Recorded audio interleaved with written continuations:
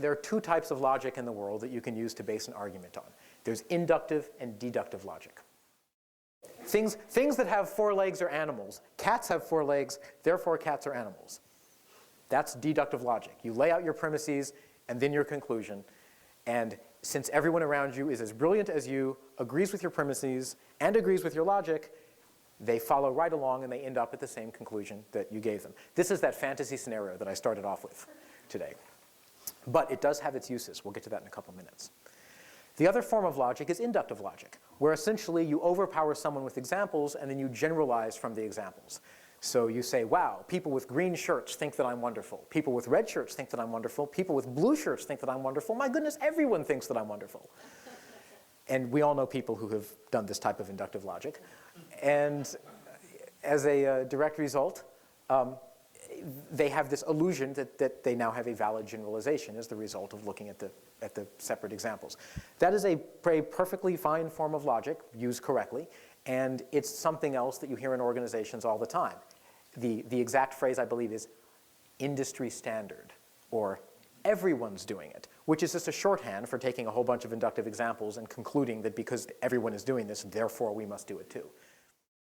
So there's inductive and deductive logic. Well, as we established at the beginning, you can have all of that logic perfectly laid out, and everyone is still not going to follow what you have to say. If I have a choice between asking you a question and making a statement, so let's say the statement is 2 + 2 = 4. If I make the statement 2 + 2 = 4, what might your reaction to that be? Duh. So emotionally, you're basically, instead of answering the question, which there was none, you are now forming all kinds of opinions and judgments about me. You are thinking, you are evaluating what my statement, is it true, is it false, et cetera, et cetera, et cetera. And essentially you're engaging in lots of, from my point of view, unproductive thinking. Anyone who's read 1984 knows unproductive thinking is bad. Productive thinking is good. And 1984 was 23 years ago, so we can now use the lessons from that book. If I want you to follow a chain of logic, would it be better to ask questions? So if I asked you about the premise and said, how many legs do animals have? 4. Sure. How many legs does a cat have? 4. Well, if animals have 4 legs and cats have 4 legs, what does that mean about cats? Do you think they're a type of animal? Could be. Let's investigate it. What I've just done is use the Socratic method to lead you through a chain of logic. When you use for those of you who don't know, the Socratic method is questioning. You ask questions and you allow the person or the people that you're talking with to come to answers and conclusions, which then go down the chain of logic that you're interested in.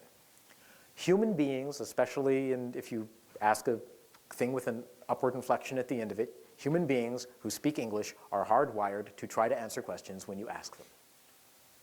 And when you give someone a statement, they are either hardwired to agree, disagree, defend, whatever, but it's always a reaction to the statement as opposed to knowing that they're going to actually investigate the substance of it. When you want to start leading people through some form of logic and you know that you're going to end up at a particular location, map out the logic beforehand for yourself and lead people through it by asking questions. Ask questions, facilitate the discussion around the answer, ask the next question, so that what you assemble is the pieces of the logic. Remember, we started with the idea that people will buy into things that they participate in. When they have had a hand in walking through the logic and in coming up with the answers, by the end of it, if the logic is sound and if the premises hold, they will be far more bought in than if you simply tell them, here's the logic, here are the premises, done.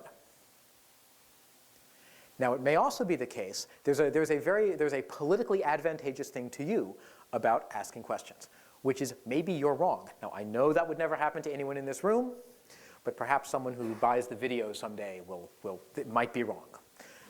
I'm sorry, I didn't really mean that. But if in a hypothetical world you were wrong, if you are asking people questions and they come up with good substantiated answers that aren't the ones you were expecting, Now you get a chance to learn and adapt your proposals in a way that smoothly fits with the ongoing conversation and does not make it look like you're wrong.